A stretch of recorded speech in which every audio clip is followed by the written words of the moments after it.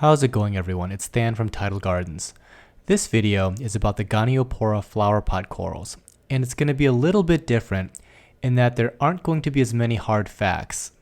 Truth be known, this coral has one of the worst reputations in the entire reef-keeping hobby, and for a long time was considered impossible. Having said that, we have had good success the past couple years propagating them. However, the reason for success is still a bit of a mystery. It could be something that we're doing right, but it's also very likely that we just happened upon a particularly hardy species. Most of the horror stories of these corals dying after a few months originate from the Stokesi species commonly found in Indonesia. Almost all of ours are from Australia. It's really no mystery why these delicate corals are so popular.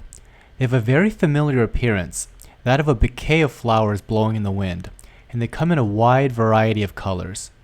Here's a quick sample of the varieties that we're growing currently. We can tell that the corals are healthy and growing because newer polyps form in between the more mature polyps as seen here. One possible reason the flowerpot corals are doing well for us is our feeding regimen. Whenever we encounter delicate species, we try to see if it responds to food. In our experience, corals that accept feeding tend to do better. The problem with Goniopora, however, is that they're very sensitive to contact.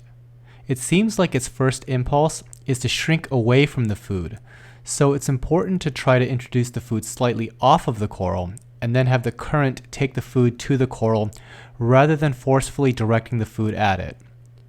The feeding behavior should look like the stalks start a bobbing motion and then start to take in the food to the mouths located at the center of each stalk. Here you can see one of the tentacles swallowing a piece of shrimp.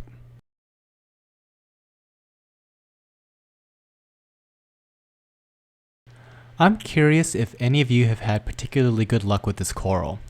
As I mentioned at the start of this video, it's one of the corals that was considered impossible at one time. A few years ago, there were even petitions floating around on online forums trying to ban their collection and basically boycott retailers that sold them. So if you've had success, what do you think was the key to keeping them healthy long term? Alright, that about does it. Thanks for watching. Check out our website as well as our Facebook and Twitter.